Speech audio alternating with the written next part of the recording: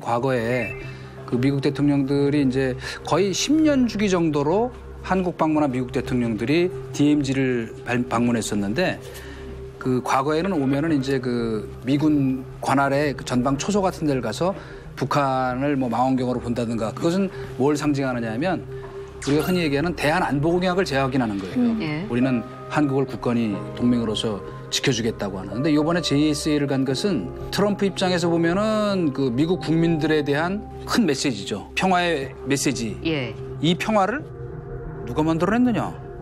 내가 만들어낸 거다 하는 거를 미국 국민들한테 각인시키는 효과가 있었을 것으로 보고 이를테면 국제적으로 또 국내적으로도 그 JSA라는 곳이 지금 그 새로 만들어진 그 공간이 갖는 의미를 한 번 더 되새기게 할 수 있었다는 점에서 상당히 의미가 나름대로 컸다라고 생각을 하는데 지금 이제 한미 정상회담은 끝났는데 그 전에 몇 가지 사건을 좀 복기를 해야 돼요. 26일 날 북한 외무성에서 담화를 발표하죠.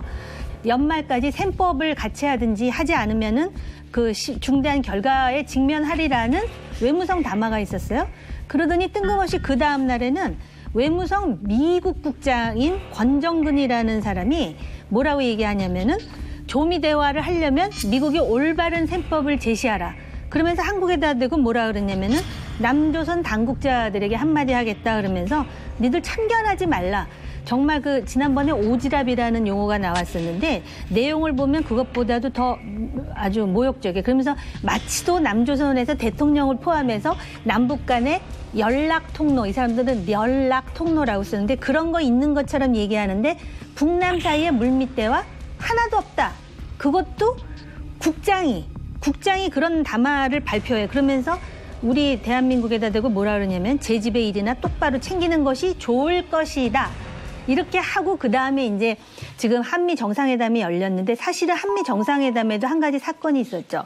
대통령께서 그 소위 연합통신사와의 서면 인터뷰입니까? 거기다 뭐라 그랬냐면은 영변에 있는 플루토늄, 그러니까 사용 후 핵 연료를 재처리해서 나온 플루토늄이나 고농축 우라늄 핵시설에 대해서 이것이 깨끗하게 폐기가 된다면 이게 불가역적인 비핵화다 이렇게 얘기를 해가지고 되돌릴 수 없는 단계에 들어서는 그렇습니다. 것이다. 그러니까 미국이 난리가 났었어요. 무슨 소리야? 우리는 여태까지 영변 플러스 알파라고 했는데 한국에서 영변 플러스 그다음에 그 경제 제재의 개선 내지는 완화를 얘기하고 있었잖아요. 그래서 이번 한미 정상회담의 결과에 대해서 사실은 굉장히 주목했던 상황이었죠. 그게 그런 식으로 자꾸 레토릭들, 북한 국장 레토릭 내는 것은 다 계산된 거거든요. 쟤들이 뭔가를 내리기 위해서 전술적으로 지금 그런 메시지를 내는 건데 거기에 대해서 우리가 이리희비하는 게 이미 그들의 전략에 넘어간다라는 걸 의미하고요. 또 하나는 자꾸 그렇게 말씀하시는데 이번에 트럼프가 일본 가가지고 어떻게 했습니까? 일본이 몇십조, 몇백조를 투자를 하기로 했거든요, 아베가. 근데 그 막 먹고 가면서 뭐라고 얘기를 했냐면 미국이 적국으로부터 공격을 받을 때 일본 사람들은 소니 TV로 보고 있을 것이다. 이렇게 하는 게 트럼프예요. 그러니까 그런 그 사람들이 하는 말 하나하나 이거 일희일비할 게 아니라 우리는 우리 국익을 지켜야 되는 거잖아요. 우리가 미국 편 들어가서 중국하고 척을 질 수도 없는 것이고 그다음에 또 한편은 뭐니까 북미 관계를 갖다 화해의 길로 끌고 가는 게 우리 국익의 최우선이란 말이죠. 라고 한다면 그런 관점에서 사안을 좀 봐야 될 것 같아요. 그러니까 그런 관점에서 사안을 봐야 되는데 북한에서 그 북미국의 국장이라는 사람이 이런 그 주장을 한 거 이거는 팩트예요. 그렇죠. 팩트이기 때문에 이거를 해석하는 게 중요한 게 아니라 그런 그 발표를 한 그 현실을 보자는 거죠.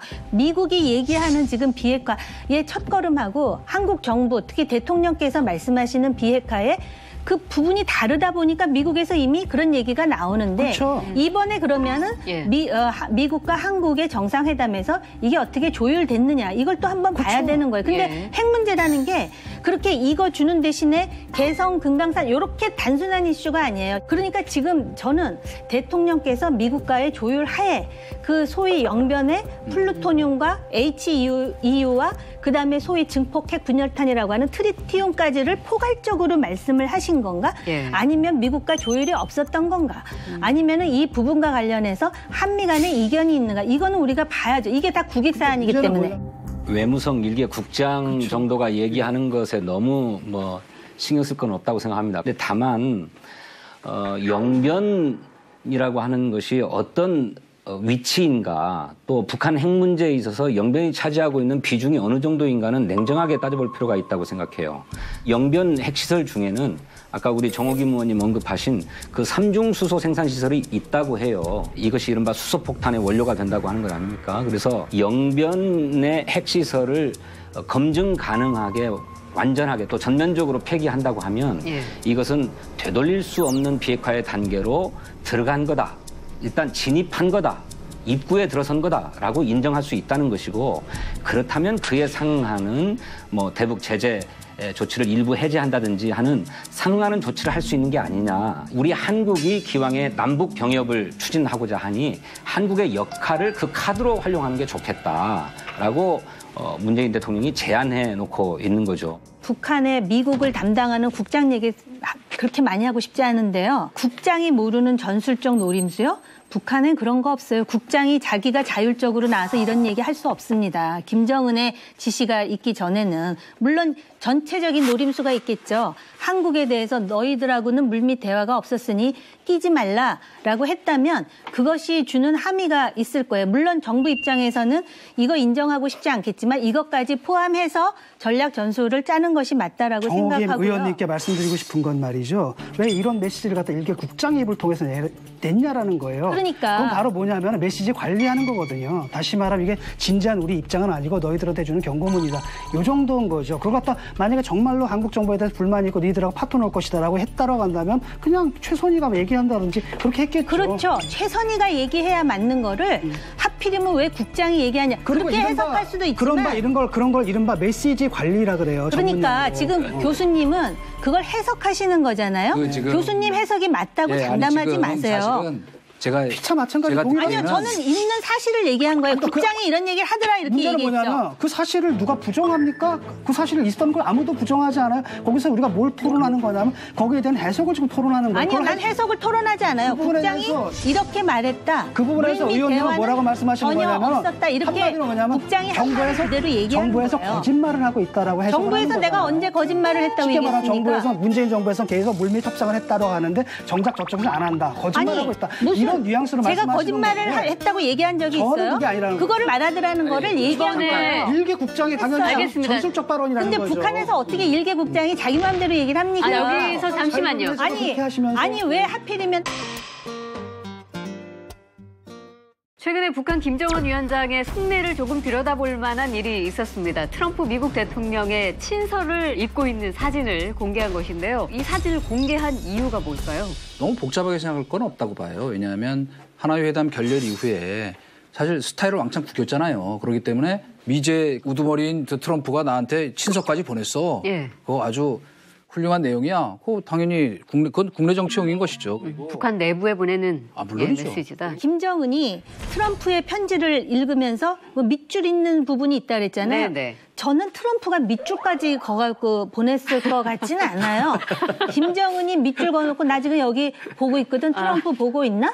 이거였을 가능성이 전 더 많다고 트럼프는 보고요. 알 거니까 그 지점을. 저는 근데 트럼프한테도 많은 시간이 남은 건 아니라고 보거든요. 왜냐하면 북한이 연말까지 그 상황에 본질적인 변화가 없을 경우에는 북한은 다음 행동에 들어갈 거라는 겁니다. 그다음에 그 행동이라는 게 트럼프한테는 재선에서 굉장히 큰 타격을 받을 거라는 거죠. 네. 그리고 지금 뭐냐면 이제 편지를 읽었잖아요. 그거는 뭐라고 생각하냐면 사실은 북한이 핵을 포기하겠다니까 인민들이랑 편지를 보내야 되는 거 아니에요. 적대로 핵을 포기해서는 안 됩니다, 위원장님 이러면서. 근데 군부에서도 굉장히 강성 군부 세력들이 있잖아요. 이 사람들도 핵무장을 해제하는데 굉장히 불만이 많단 말이죠. 이들의 불만을 무마하면서 여기까지 왔는데 지난번 하노이에서 완전 스타일 구겨버린 거예요. 그렇다면 이 사람의 지도력이 흔들려질 수가 있거든요. 이럴 때 이제 그걸 보여준 거죠. 봐라, 적국의 순회가 나한테 이런 친서를 보냈고 그 안에 아주 흥미로운 내용도 있어. 그래서 엘리트들한테 얘기하는 거예요. 조금만 참고 기다려라 라고 하고 그다음에 인민들한테도 경제 제재 곧 풀릴 거야. 내가 확실하게 풀어줄 거야. 이런 메시지를 던진 거죠. 근데 저는 또 한편으로 미국에 보내는 사인도 분명하게 있다고 생각합니다. 추상적으로 그 사람 좋은 사람이야, 괜찮은 사람이야 라고 하는 게 아니라 정치적 판단 능력이 있고 또 남다른 용기도 가지고 있다라고 평가를 했다는 거죠. 그래서 바로 그 지점에서 새로운 셈법을 트럼프가 제시한 거 아니냐. 저는 이제 그렇지만 용기 그 부분에서. 정작 그 편지를 쓴 트럼프는 김정은이 어디에 밑줄 그었는지 어느 어절에 했는지를 알 거 아닙니까? 네. 그러니 트럼프에 보내는 사인이기도 하다. 저는 그렇게 생각해요. 지금 그 단어가 뭘지 모르겠습니다만은. 저는 우선 딱 한 가지만 얘기할게요. 만약에 아름다운 편지에 구체적 내용이 있었으면 김정은 위원장으로부터 받은 트럼프 성격에요. 네. 그거 그냥 아름다운 편지라고 얘기할 사람이 아니에요. 이미 다 흘러나왔어. 그런데 거기에 아름다운 편지에 흥미로운 편지를 보낸 거야. 그러니까 왜 이걸 해석하느냐고 난리냐. 미국과 북한과 한국의 핵심적 이해가 뭔가. 이게 중요한 거거든요.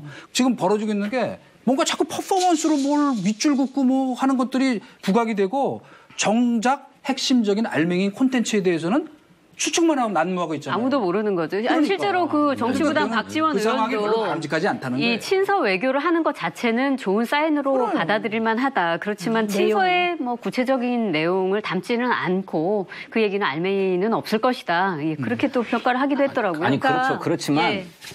그렇게 해석해 볼 만한 몇 가지 단초는 있다고 생각해요. 이를테면 김정은이 트럼프 대통령한테 무슨 생일 축하 편지로 보냈다고 하는 데 대해서 기자들이 묻지 않습니까? 거기에 3차 북미 정상회담에 대한 얘기가 있느냐라고 물어보니까 Maybe 트럼프 대통령이 아마도 있을걸 이렇게 답했다는 거잖아요. 그래서 일부러 모호하게 해서 없는 것을 그렇게 표현하자고 하니까 그랬는지 어쩐지는 모르겠습니다만 네. 이를테면 조만간에 만나자라고 하는 얘기 정도는 얼마든지 담겨 있을 수 있고 그거를 3차 북미 정상회담이라고 볼 수 있는 무르익고 거고 있다라고 볼 수도 있고 아닐 그렇죠. 수도 있는 아닐 수도 있죠 물론. 그렇지만 그것이 북한이 이제 대화에 나설 용의가 있다라고 하는 것을 피력한 것이기 때문에 대화를 강력하게 시사한 것이다.